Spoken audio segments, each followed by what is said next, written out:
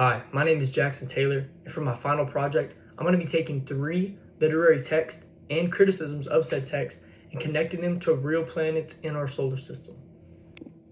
In this project, each planet and its environment is going to represent a different interpretation of the text based on whatever criticism I chose for that text.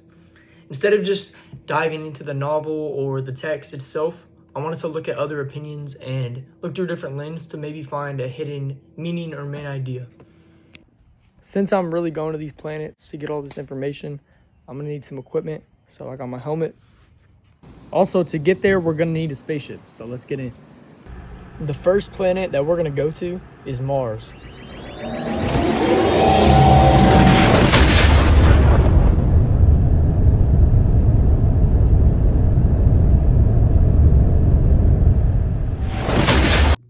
This is the planet Mars. Mars's surface is dry, rocky, and harsh, with an environment that feels isolated and difficult to survive in. There is very little stability or comfort in its landscape, and everything appears shaped by struggle and endurance. To me, this environment perfectly represents Jane Eyre. We're going to be using Michael Vanderweely's critique titled Jane Eyre and the Tradition of Self-Assertion. In this interpretation, the novel is focused on Jane's process of developing identity through resistance against social and emotional constraints.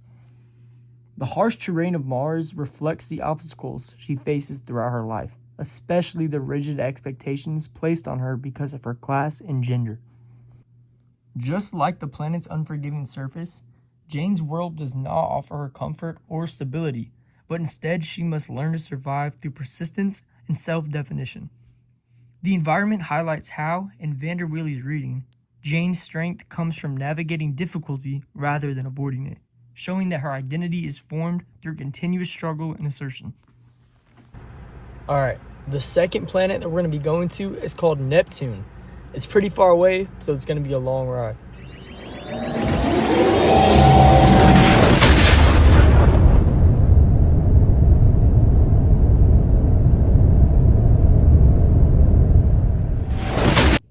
We have now arrived at the planet Neptune. Neptune has a dark, cold, and distant environment with deep blue tones, violent storms, and a surface that is difficult to clearly define or fully understand. The planet feels mysterious and unstable, as if it hides more than it reveals. This environment represents the thorn. For this text, I'm going to be using Jerome Christine's critique titled Wordsworth's Misery, Coleridge's Woe, Reading the Thorn. In this interpretation, the poem is centered on uncertainty, emotional distress, and the difficulty of interpreting truth within the narrative.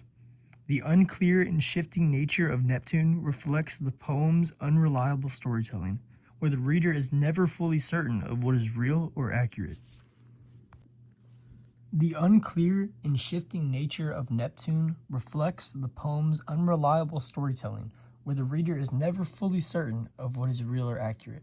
Just as Neptune's surface is obscured and distant, the meaning of the poem is fragmented and open to doubt. Christine's critique emphasizes that this lack of clarity is essential because it forces the reader to question interpretation itself.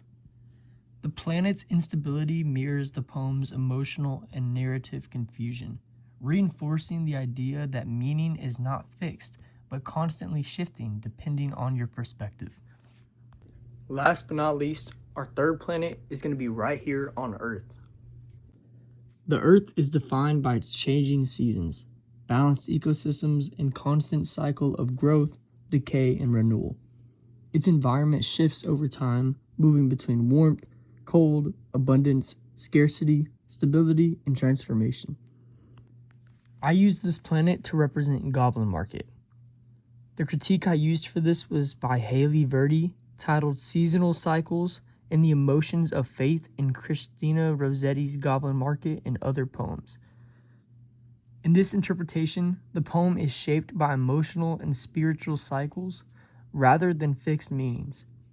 The shifting environment of Earth reflects the poem's movement between temptation, consequence, and redemption. Just as Earth's seasons are constantly changing, The emotional experiences in the poem are never static. They develop, repeat, and evolve over time. The cycles of the planet mirror the idea that faith and emotional growth are not immediate or permanent, but instead are built through repeated experiences of struggle and renewal. Verdi's critique helps show how the poem uses emotional change as a form of structure, much like Earth itself relies on natural cycles. Altogether, these three planets show how different interpretations can completely shape the meaning of a text. Even though Jane Eyre, Goblin Market, and The Thorn are very different works, each one explores a central idea: identity, emotional growth, and uncertainty, throughout its own lens of criticism. By connecting them to Mars, Earth, and Neptune, it becomes clear that meaning in literature is not fixed, but influenced by how we choose to read and analyze it. Together, these planets exist in the same system, just like these texts exist within the broader study of literature, where multiple interpretations can all be valid at the same time. That concludes my video. Thank you very much for watching.